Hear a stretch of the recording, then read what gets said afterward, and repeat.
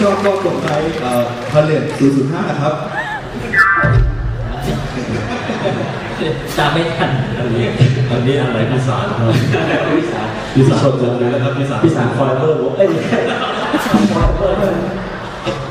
ะฮะพิสารผมงงจริงๆพิสารต้องเฉลยแล้วเรื่องอะไรครับเรื่องอะไรครับเมื่อกี้ไงครับอะไรนะครับกดไลค์005นี่